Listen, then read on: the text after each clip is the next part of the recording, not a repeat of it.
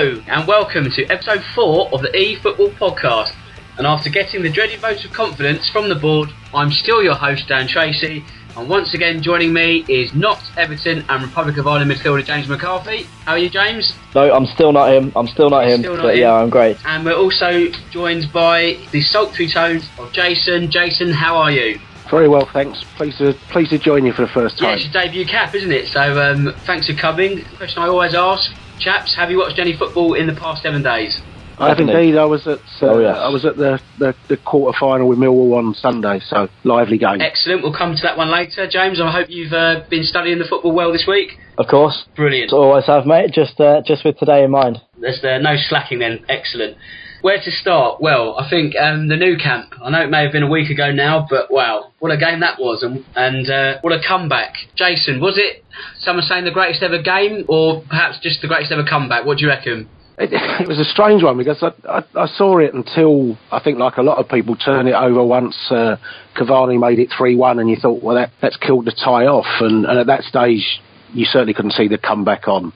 And then turn it over to see that the rest of that Manchester City-Stoke game, which was as dull as could be. And then I saw on the old phone app it flashed up 4-1, 5-1, turn it over, and then, you know, it was just an amazing, wasn't it, last 5 minutes to score 3 in those last 5 minutes. And the strange thing was, having watched the first hour, I didn't think actually Barcelona looked like they were playing that well. Certainly Messi wasn't anywhere near the Messi you know him to be, and there was just no sign that the game was going to end up in that way. James, a lot of people have been saying that it's perhaps tainted by dodgy refereeing or perhaps Barcelona cheating. Is that a fair comment, or is that sort of sour grapes? I think it's a bit of both, really. With a game like that, they're always going to be looking for excuses, you know. And as much as it was an amazing comeback on Barcelona's part, it was also an absolute capitulation on PSG's part, and so they're going to be looking for excuses for their complete capitulation.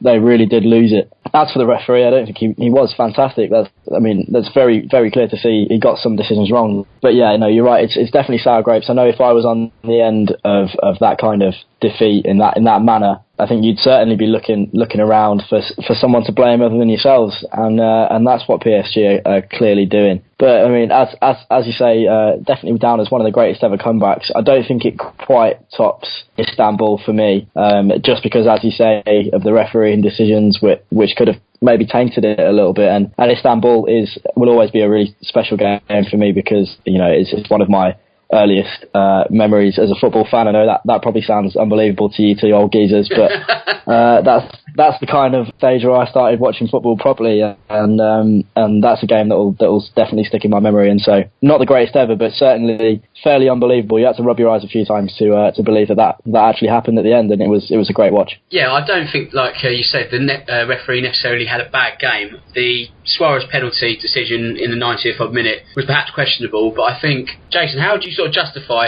a team with the quality of PSG just sort of melting like that and conceding 6 at the Nou Camp? It's so hard to understand it, particularly having watched the first leg 3 weeks before when PSG were outstanding, and you know they brought in Unai Emery that was supposed to improve their European fortunes, and yet it's the same old story with PSG, that so often when it gets to those latter stages they conspire to find different ways to go out. You know, just on the refereeing, you know, players are great at blaming referees for everything, aren't they, when things go against them? But they all wear the respect label on their sleeves, and yet they spend 90 minutes trying to con the referee throughout. And sometimes, you know, if you live by the sword, you die by it. And if you're constantly trying to con referees, then you can't be surprised when decisions go against you. And I've always said, don't let the referee make a decision if you don't want him to.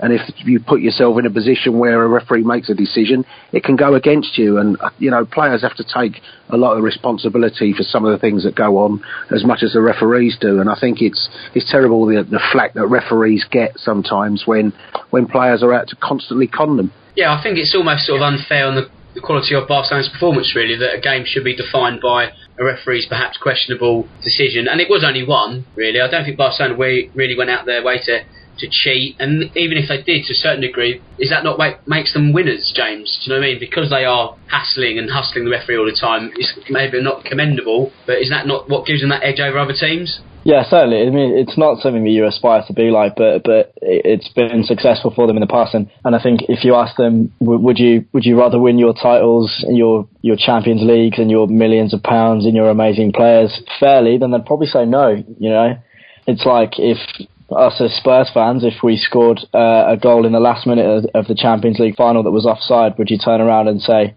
well, we don't deserve it? Absolutely no, not. I'm pretty sure we'd live in the moment and we'd enjoy it. And so, yeah, it's the same with Barcelona. They certainly know how to play the system. I don't necessarily think they get as many big decisions as people think they do, you know. And the myth that they've got UEFA and FIFA and all on their side, I think it's all a bit of sour grapes, because we've watched this team go from strength to strength and become probably the best team that there's ever been, you know. And so people are always going to be a bit jealous, and so sour grapes definitely comes into it. And you're right, the referee didn't have the worst game. It wasn't on the same level as that Liverpool-Chelsea game back in 2000 and something, where there was clearly something going on. But no, it's definitely PSG looking around, looking over their shoulder, looking for someone else to blame, and I think so would we. Jason, just going back to Unai Emery, you touched on that point a few minutes ago. Compared to Laurent Blanc, who pretty much lost his job for not delivering a Champions League title after winning so many Liga titles at a canter. Do you reckon that defeat at the Nou Camp could also be sort of the death knell for Emery come the end of the season? Well, I can certainly imagine the board of directors had a head of a meeting the following morning, that's for sure. I think, you know, when a manager goes to any manager against any side, I think when you take a 4-0 lead somewhere and you capitulate in the way you did, there's always going to be questions asked of you, and tactically, did you get it spot on, and things like that. The shame is that he'd done such a fantastic job in that first leg that he's probably his stock was as high as any PSG manager has ever had, and yet 3 weeks later he plunges to the depths that probably no PSG manager's ever been to. It's a really strange one. Obviously, you know, with winning the Europa League with Seville, we know he's got the pedigree to compete at European levels. But I don't know if you can lay all the blame at his door. I'm not quite sure what you can then do in those last few minutes. I think that's a case of players just collapsing more perhaps than Unai Emery. But as you so often see, it's the manager that carries the can for anything that goes wrong. Yeah, I mean, because if you remember when Cavani scored, the sense of almost relief from Unai Emery on the touchline, the way he sort of celebrating with his colleagues, and just almost, it was like a get out of jail free card, because they at that point felt, well, with that away goal, Barcelona are never going to get those three that they then needed. But as we all know, that's what happened. And James, do you think perhaps that could be the sort of catalyst for Barcelona going on to win the Champions League come the end of the season? Yeah, certainly. I think they're always in a good position because of the players they've got. They're capable of the magic that we saw. It's a little bit, maybe they were complacent in the first leg against PSG, and so they will go into every other game now without that complacency, with the knowledge that they can stick 6 goals past one of the best teams in the world, and really as if they needed any more confidence with that forward three. I think I would say they are favourites to go on and win it. Real Madrid and Barcelona haven't been as perfect in La Liga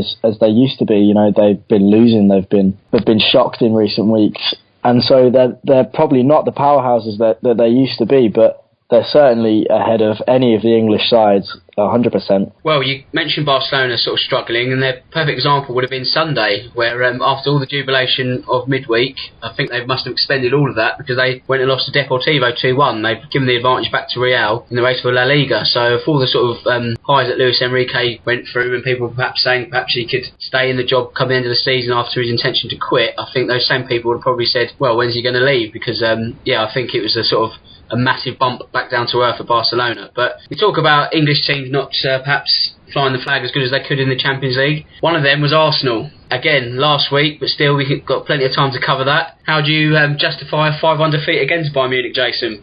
Another strange night, wasn't it? I think, obviously the damage was done in that first leg, when you can't go and lose 5-1 in that first leg, particularly against a side like Bayern, and expect to pull it back. But that first half, they played okay, I thought, with my neutral hat on.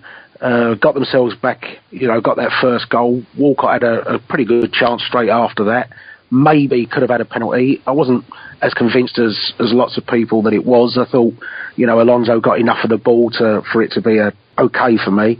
But then, the capitulation again in that second half when they will feel bitterly disappointed at a referee, but, maybe the referee, again, I will look at it and say, as much as you can criticise the decision to give a penalty, look at the player. Why does Laurent Koscielny get himself caught the wrong side? Why does he decide he's going to use his arm to take Lewandowski out rather than trying to make a genuine tackle? And it's very easy, again, to blame referees, but it's players' decision-making that's the problem that causes that decision to be made. And from that moment on, you feel, OK, do damage limitation, but they continuously gave the ball away in their own half, and Bayern, I think Bayern were probably almost embarrassed about it themselves at just how easy it became. Well, that's right. Thomas Müller himself was saying that at one point they were only really sort of playing at about 60% when Walcott put Arsenal ahead. But it's incredible, James, how Laurent Koscielny's absence in both games, be it either through injury or sending off, has then put Arsenal in a tailspin in both games. Is there a reason why so much has been pinned on one player in both games? I think it's very, very similar with a lot of sides, that kind of linchpin centre-half or that linchpin player as such. If you take that player out, and especially it's something that Arsenal probably are unprepared for. They're unprepared for losing a centre-half like Koscielny and being left with three at the back.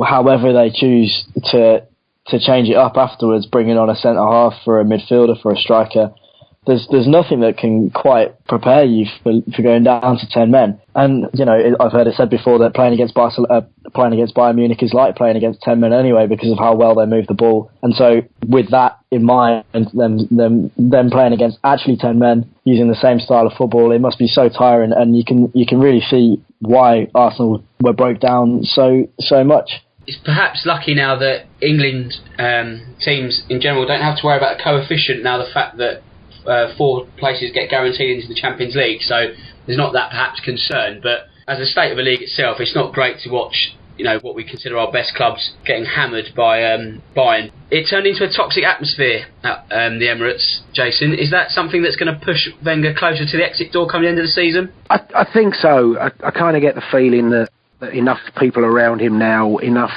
pundits and things like that have usually been pro Wenger, and now your Martin Keown's, people like that, even they're now starting to come out and criticise him and say it probably is time. And I think if I look at it with an objective hat on, I think the people that are close around him, even David Dein, that was so synonymous with the success that he had there, I think even he must be privately saying perhaps it's time to go. And I can understand the protests and such, because you kind of feel they are stagnated as a club. They don't ever really compete now for the Championship. Yes, they go to the Champions League, but they're not in any way now challenging to win the Champions League. And it's just, you do get the feeling it is the same old every season. And I think I can understand their supporters that say the argument of be careful what you wish for. Well, they're not getting what they wish for at the moment anyway, and they are just sick of the cycle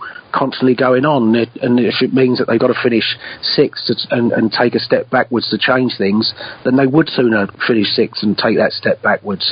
It's just a feeling that the whole club is just flatline, and it's just going nowhere. James, in a sense, do you reckon that perhaps Arsenal pipping Tottenham to second was perhaps the worst thing that could have happened for them last season? Because it's almost put them in a false sense of security going into this one. It's almost given them I don't know, it's hard to sort of explain, but in a sense that everything's rosy because they finished by Tottenham again, but had they, like Jason said, perhaps finished fifth and not with that Champions League football, it could have accelerated the progress of the club quicker? Yeah, certainly. I think it was a case of they were looking at us and laughing at us rather than looking at their own season, really. And that was something that Spurs fans were pointing out towards the end. After the grief kind of disappeared a little bit, we could kind of point out that we were in that title race, and we really could have gone and won the Premier League last season.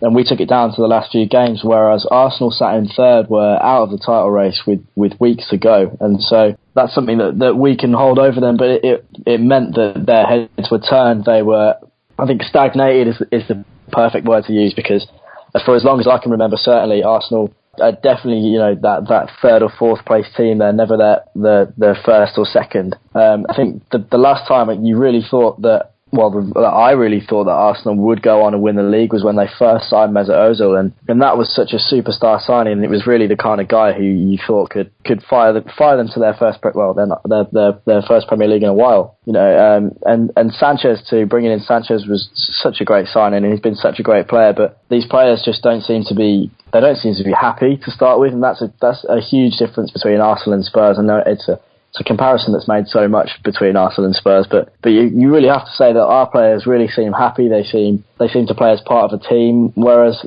the Arsenal players, you've got Sanchez laughing on the bench when they're 5-1 down. All these little things like a spat with a manager, and really things really aren't rosy at Arsenal, and something needs to change. I think a managerial change is definitely in the offing at some point. After their first leg defeat to Bayern Munich, they then followed that up with non-league opposition in the Cup, and they beat Sutton. Lost to Bayern Munich again, and they had to follow it up again with non-league opposition, and they beat Lincoln. Jason, what, if anything, did we learn from that 5-0 win at the weekend? Nothing really at all. It was a comfortably enough. I thought the first half, Lincoln probably deserved a lot of credit for the first half. Arsenal didn't look too threatening, got that deflected goal, but the second half, the golfing class showed, and they constantly got in Lincoln's down the left hand side of Lincoln's defence, and I think there's just that general bit of quality then came through, and in the end it could have been probably more than 5, but. Their standards aren't judged, are they, against beating Lincoln City in the FA Cup? Their standards are set. The telling game for them probably in amongst it all was the game at Liverpool. They probably expected to get beat by Bayern if their supporters were really truthful over 2 legs. They'd expect to get past Lincoln and Sutton, but it's their performances perhaps against Liverpool that was, 2 or 3 weeks ago now, that's perhaps the telling games that tells you where Arsenal are as a football club at the moment. Yeah, their name's in the hat for the semi-finals, and we'll talk about the draw later. James, the other game on Saturday was Manchester City away at Middlesbrough. And we keep touching on Middlesbrough's lack of goals, and once again it's let them down. But did City have really that much of a test? Or was it, again, once getting in front, it's almost game over already? Not at all. That's what we said, really. That, Man City took the lead so early, and there was never any competition. I only watched the first half of that game, and that was that's all I needed to watch. The deal was absolutely sealed in the first half, and 2-0 was, I'd like to say it was fair, because City took their foot off the gas a little bit, which is understandable. But Borough just seems to be not challenging anyone at the moment. No one's scared to go to Middlesbrough. No one's, worried about actually coming away with a draw, or, it's always going to be a win when you go to Borough at the moment, especially when you've got the players with the quality of Man City have, even if they're not playing particularly well. But no, I was just going to say, all it takes is for the opposition just to get their nose in front, and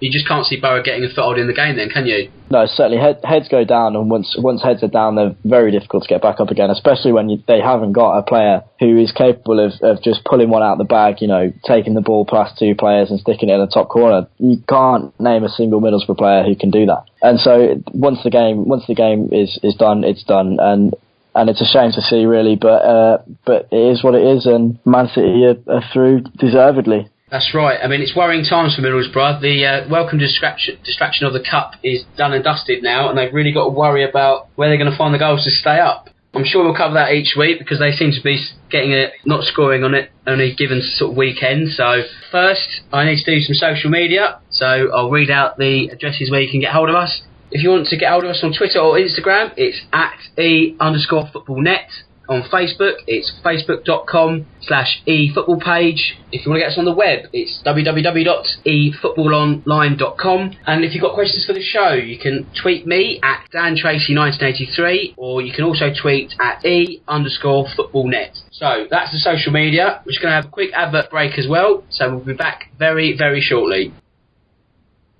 Welcome back. I hope you've had your Lucasade or your bit of orange and you're refreshed and ready to go, because I know me and the guests are. So we've got 2 quarter-finals reviewed from the FA Cup. Let's now talk about the other 2. And this is where we all put our Tottenham hats on. So, chaps, Harry Kane, is that our season over? James, I'll start with you. No, certainly not. He's someone that we haven't relied on for goals all season. He's scored a lot of goals, and and that is always going to be something that we'd miss. But with these players that we've got in fighting form, I really don't think it's going to derail our season as much as people want and hope it to do. We saw when Kane went off, Son managed to bag himself a hat-trick, no problem. Dele Alli, again, he's been in absolutely unbelievable scoring form for someone who's really only in their second full season. Even Vincent Janssen getting on the score sheet, and I have to say that was the only goal that I actually really celebrated this weekend. I was really, really happy to see Vincent Janssen score. I'm a big fan of his because, as Eric Dyer said in midweek, it's really not easy to come over to a new country and play football and be expected to hit the ground running, but especially when you're not making the first team week in, week out. It was really great to see him put that chance away. It wasn't the easiest of chances, it wasn't a penalty, most importantly. And I'd have loved him to bag that header straight afterwards as well. It would have been really nice, but you can't have everything. And hopefully, we can give him a bit of confidence now. That'll pep him up a little bit, and he'll start getting into those positions, because we've certainly got the players who can find him. For me, his problem was he was probably used to being the talisman of the team, and he was used to picking up the ball himself and doing everything for himself. When he's come over here and he's got players who can put it on a plate for him, and his job is to stand in and around that 6-yard box and wait for the easy tap-ins and the easy goals, But I'm really glad that he managed to get that goal. Hopefully we can hit the ground running, and I don't think we will miss Kane as much as we did last time. Yeah, I think it's all fair to say that we punched the air in relief when Vincent Janssen scored. And Jason, I know it's only Millwall, but if these players are going to step up to the plate and fill the void of Harry Kane, how is it important that they actually got on the score sheet on Sunday? Well, it's vital just for them from their own confidence point of view, and to not just for their own confidence, but for the confidence of the players in and around them as well. I think that now takes Son up to 14 for the season, and Dele Alli's up to 16 for the season. So there's 30 goals between those two alone. And as we speak, the news has just come through that Kane sustained ligament damage to his right ankle, but it's not as severe as the injury that he picked up against Sunderland. Certainly his absence is a big loss to us because he's such a talismanic figure, but I think the success of this Tottenham side isn't necessarily scoring goals at the other end. It is the fact that we keep things so tight defensively, and it's a case that if we continue to keep clean sheets or we can see just that one a game, there's enough in that side to be able to still pick up 3 points to win games for us. It's with Kane coming back, particularly since Boxing Day, where we've scored four or more, 6 times I think in that time.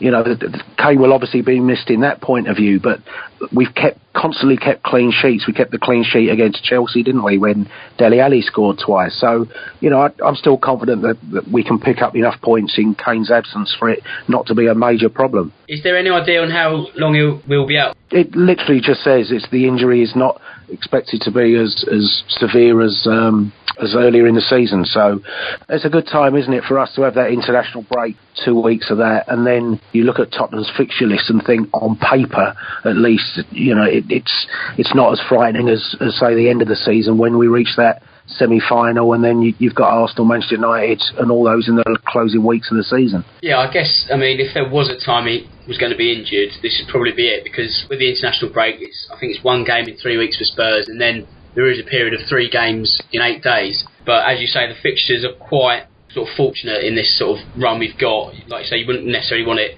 in the final 6. These sort of next 6 are all sort of winnable games. No one's in the top 10, I believe. So obviously it's not an ideal situation. So Tottenham more than excelled themselves to get himself into the semi-finals, and the final team to complete that lineup is Chelsea. James, was that the correct result last night? Yeah, I think it was.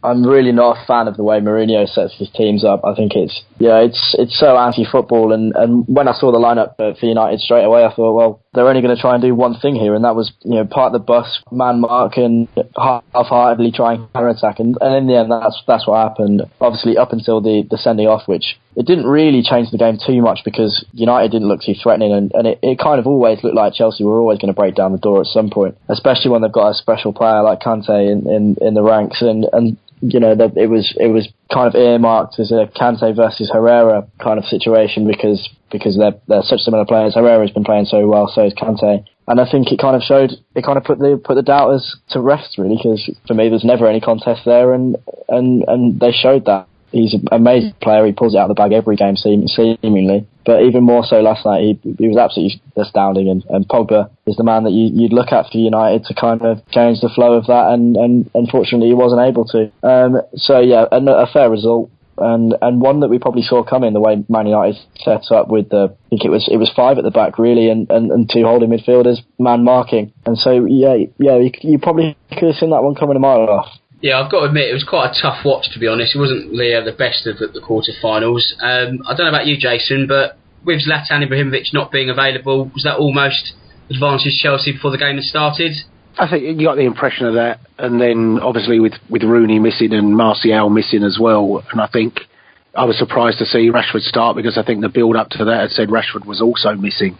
So you kind of thought, well, that probably takes Manchester United's chances out completely out of it. And unfortunately, I only saw the first 20 minutes before I recorded the eSpurs podcast, but in that time, Manchester United's game plan just seemed to be almost to target Eden Hazard and make sure that whatever happened, he just never went past a runner and you brought him down. And so it was no surprise to see that the red card came about for 2 challenges on Hazard, and once again, whilst it was a little bit soft, the second yellow, again you have to question the decision making of a player that when the referee has just stopped the game and clearly says to everybody, look, it's time to calm down, and you've already got yourself your first yellow, to make another, albeit soft foul, but to make another foul within seconds of that.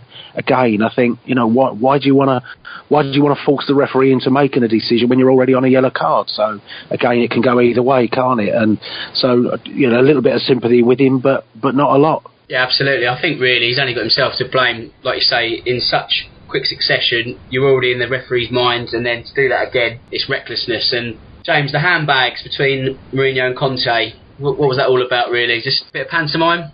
Yeah, definitely. I think the two of them are well known for playing up for the cameras, and I think it was obviously a bit of that again. I think you'd like to think that it was real, it was passionate, and they both care about their clubs. But yeah, I can't see it being that way, to be honest. Yeah, just another ploy for them to get them say it themselves in the newspapers, like they needed any other reason to be. Well, Mourinho's never really out the newspapers, is he? But it's once again another miserable return to Stamford Bridge for him after that heavy league defeat back in October. But it does complete the semi-final draw, and with Tottenham playing Chelsea, do you reckon that can foil Conte's plans for the double, Jason? Well, it was definitely the draw of the 3 possible ones that I didn't particularly want us to get. But I would imagine Chelsea themselves will feel that it wasn't their ideal choice either, because when you looked at the 2 games between the sides this season, I think Tottenham have probably had 3 out of 4 halves as such. But Tottenham will have to certainly come up with a different plan. I'm sure Chelsea won't fall for the Tottenham peeling off onto Azpilicueta again. But, Chelsea, I think the great thing that I've always had respect for Chelsea for is that I think tactically and their game intelligence, their game craft, if you like, I think for a number of years has been better than any of the English sides. And I think that they ruthlessly expose every mistake you make, and it's so difficult to draw them into making mistakes themselves.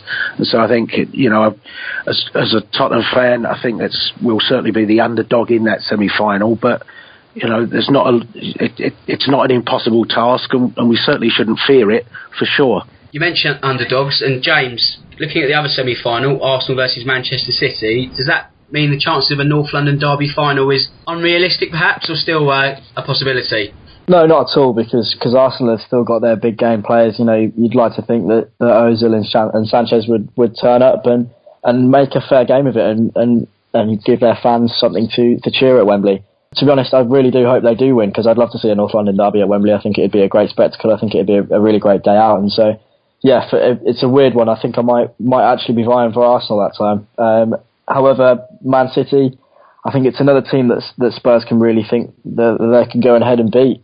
I think maybe we're getting ahead of ourselves about thinking about the final before we'd even gone and beat the team who are currently 10 points clear at the top of the table. But yeah, you're right in saying that it was the draw that none of us really wanted. We'll pretend that we're not scared, but really they're a formidable side. They really are. They've got some unbelievable players, and they're not where they are in the league for no reason. But they'll also be very wary of Spurs. I think it's a weird situation in that we're the hardest draw for them. They're the hardest draw for us. They know that we can go and beat them, but that 2-0 game at White Hart Lane might be their biggest asset. They could go back and look at that and see where they went wrong, and especially if Harry Kane isn't back, then they'd like to think that they'll progress. But it'd be a very interesting watch, and you're right in saying I'd absolutely love to see a North London derby at Wembley. I think it'd be a great day out. I guess it's how you sort of want to position it, really. Like, you don't really want Chelsea in this semi-final, but you would love to see Arsenal in the final to play Arsenal and hopefully win the North London derby edition of that. So it swings and roundabouts, I guess, and with Chelsea sort of running away with the Premier League,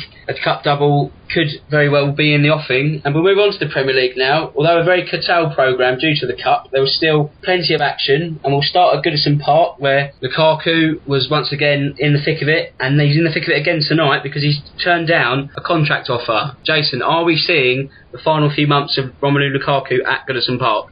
I think he'll certainly push to be out there in the summer. I'm not sure how long he's got on his contract, whether it's now down to 2 years or it's actually 3. But I think it's the 2. one thing, it's down to 2, so you would feel that they perhaps have to make a deal this summer. I see that part of the negotiation was that Everton wanted to put something in like a £90 million release clause or something like that into it, which Lukaku's team weren't too keen to see go into the contract, and you can understand that. The one thing that I would say, I think, whilst it may well be that he wants the move, I think the money that Everton will demand, and we saw how they were very stubborn over John Stones 2 years ago when Chelsea were trying to get John Stones, and I think Everton will make it really tough for whoever wants him, and it may well be that they will only sell to an overseas club. So I'd be surprised if Lukaku is there, but I think his options will be quite limited in the summer, because I think the clubs that can go and afford 60, 70 million will not necessarily be looking to spend that on Romelu Lukaku. James, it's been quoted that Everton have offered £140,000 a week, but Lukaku obviously wants Champions League football. Is he a player deserving of that calibre, needing to play in that competition throughout the season? Totally. I think Everton, they probably know it themselves, as much as they'll try their hardest to keep hold of him and ploy him with money, and they'll probably pledge to sign players, and they'll pledge this, that and the other, but really the guy clearly wants success rather than money, and that's kind of good to see. You're right in saying that I don't think the issue will be whether Lukaku wants to leave Everton or if Everton want Lukaku to leave, blah, blah, blah. I think it'll be finding a team who, as you say, is willing to pay so much for someone who hasn't really proven themselves to be world class yet. He's definitely banging in the goals, but they're in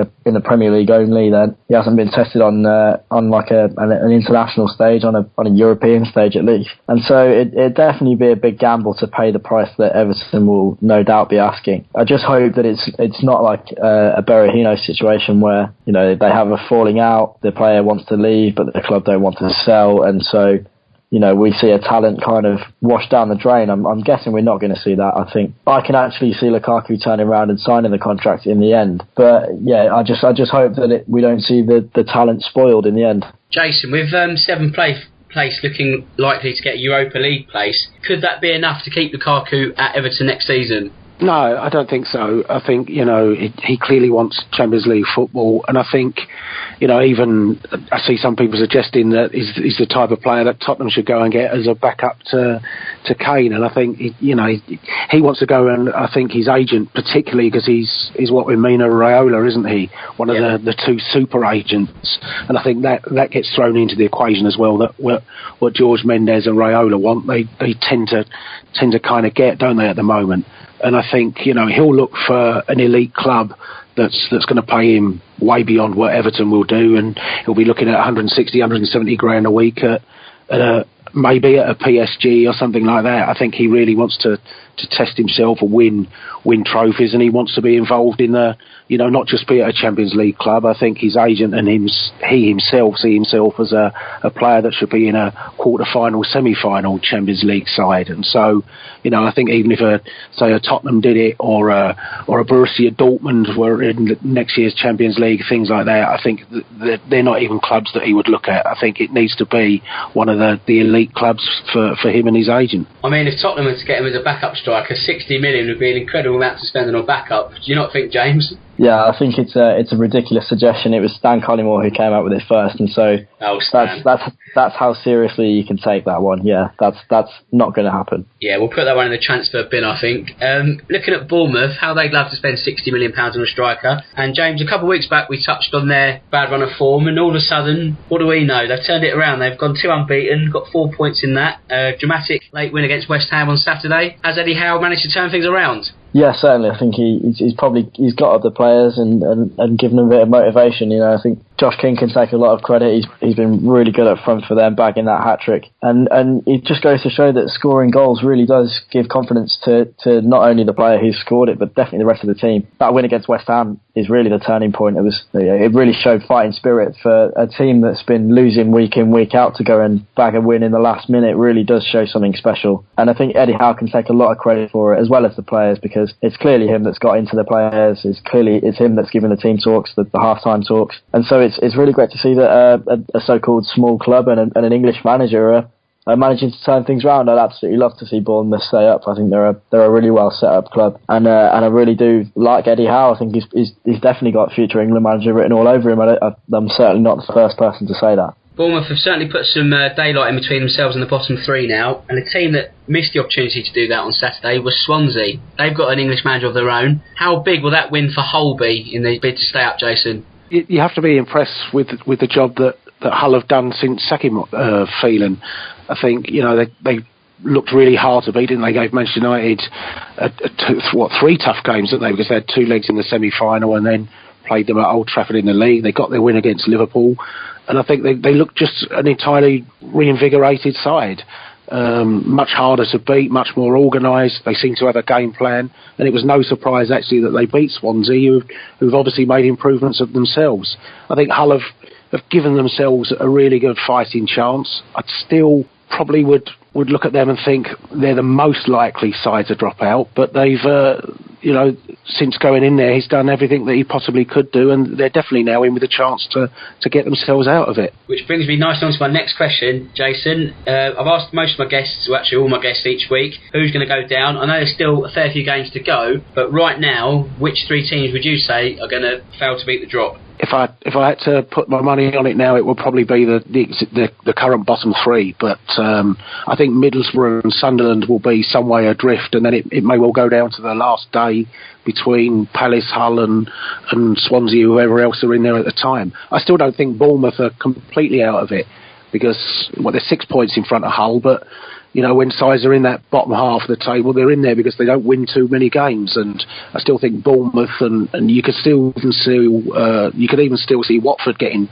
dragged in on 31 points. So, but yeah, I probably would say the bottom 3 as it is today are the most likely to go. Well, that's a clean sweep for Middlesbrough. So sorry, Middlesbrough fans, you probably won't listen to this show next week at this rate. It's not looking good for you, according to us experts. Although Bournemouth, yeah, James, we went for Bournemouth. We were probably maybe a bit hasty with that after their turnaround of form, but who knows? Like you say, Jason, there's still a lot of football still to play, and I don't think any of those sort of bottom perhaps 8 teams are even safe. So, you know, I think the interesting thing with Bournemouth's run of form is that it's the last couple of games. I mean, they got that terrific point, didn't they, at Manchester United the week before when they were down to 10 men, and it seemed strange that Jack Wilshere, that had looked as though he was doing a really good job down there, has suddenly, you know, has played through that poor run of form that they had, and it's their recent upturn has coincided with him being left out of the side, and that was, I think, the most noticeable thing from the weekend. That, you know, you start to think, well, if he's struggling to get a game at Bournemouth, then it puts his future at Arsenal even more so in doubt, I would have thought. James, do you reckon it's been sort of one too many injuries for his career, and we're now looking at sort of the downward spiral of Wilshere, or is it too early to write him off? I'd say it's certainly too early because of how early he burst onto the scene as a player. But as much as Wilshere kind of gets under our skin as a person, I think he really is a tidy little player. And as much as it pains me to say, because he clearly has a burning hatred for Tottenham, but I think he really is a good little player. And I had him in my Euros England team every week. You know, I thought he definitely deserved a shout. But recently, as you say, if he's struggling to find a game at Bournemouth, then he's going to struggle everywhere. And I think it's an impossible question to ask where Jack Wilshere's going to head off now, because you know there could be a team, as you say, AC Milan, someone like that, who might take a gamble on him and see if they can bring out the player who first came through at Arsenal, who really is a tidy footballer. However, it looks fairly unlikely. I think that he'll probably go back to Arsenal. He'll probably try and get his fitness back, try and get back to full strength rather than playing half injured and getting another long-term injury. But you'd like to think that maybe Bournemouth would be the long-term destination for him, because they seem to be a good fit to start with. But you know, I think he clearly needs to show a bit more if he's gonna make their team week in, week out. And if they're winning without him and losing with him, then he's certainly not going to do that anytime soon. Well, if he does go to Arsenal, there's always the prospect of Champions League football again next season. But obviously Arsenal do need to finish in the top 4. They're 5th at the moment, and Liverpool have solidified their 4th place after a win over Burnley on Sunday. Jason, as your debut on the show, how do you see the top 4 panning out? Is it as we see it, or is there still plenty of room for manoeuvre? I think there's still a hell of a lot of room for manoeuvre, because you know, Tottenham 56 points, Liverpool 4th on 55, Arsenal still got one game in hand on Tottenham. Arsenal still got to go to Tottenham, Man United got to go to Tottenham, Liverpool have got to play Manchester City.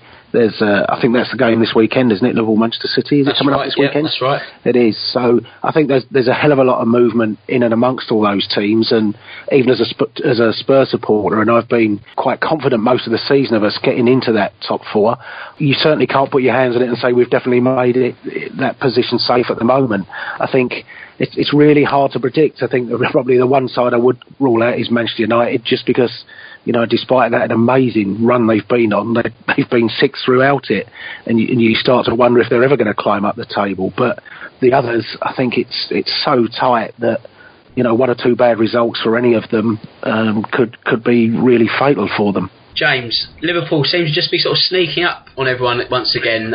3 wins in 4 now, after that blip against Leicester. Are they sort of resurgent once again? I wouldn't say resurgent. That's not a word that I'd use to describe Liverpool this season. You know, they've pulled it out the bag at the big teams, at the Man Cities and the Tottenhams and the Chelseas, but when it's come to the smaller teams who have obviously set differently, they're trying to hit them on the counter-attack.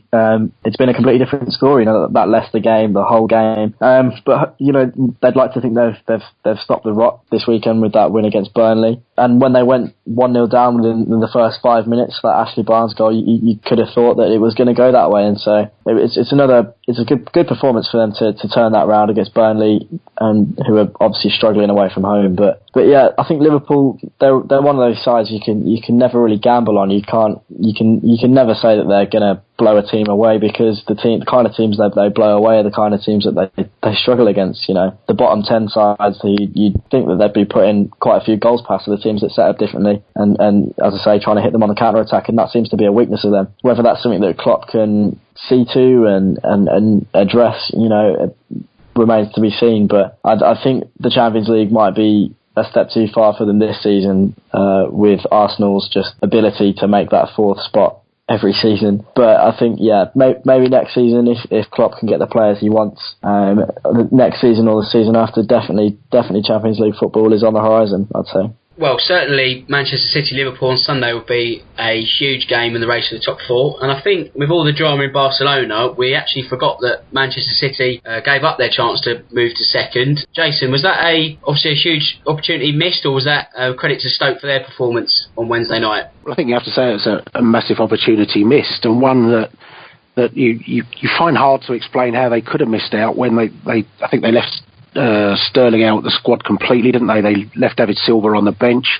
I think they were guilty perhaps of seriously underestimating Stoke, and perhaps having seen the way Stoke played at Tottenham, they thought they'd be able to do exactly the same to Stoke that Tottenham did. There's no doubt, I think, when you draw 0-0 at home at this stage of the season against a side like Stoke, you've got to look at that as a poor result, and they never really looked like they were going to create many chances against Stoke. Stoke were incredibly comfortable on the night, and I'm sure Mark Hughes enjoyed going back there and getting a result, but I think it was definitely a case of City underperforming on the night. Yeah, I think in the grand scheme of things, come the end of the season, that could be 2 very crucial points dropped. Who knows what difference that could make. But I think for tonight, it's been an action-packed show, and the 4th official has put a lot of minutes up. We've run quite a long time on, so I just want to say, first, a big shout-out to Soccer Sixes, which is the UK's largest FA-affiliated 5 and 6-a-side Football League network. And if you want to sponsor the show, you can. If you want to bring the money in, you can contact Andy at e-spurs@live.co.uk. So if you've got any sponsorship, please give him an email. So that just leaves me to thank the guests. Jason, it's been a great debut. Thanks very much, mate. No problem. Pleased to be on. And I'm sure we'll have you back soon. And James, as always, it's been an absolute pleasure. Always a pleasure. I'll see you again next week. You will do, mate. So, until next week, I'm Dan Tracy, and this is the eFootball Podcast. Good night.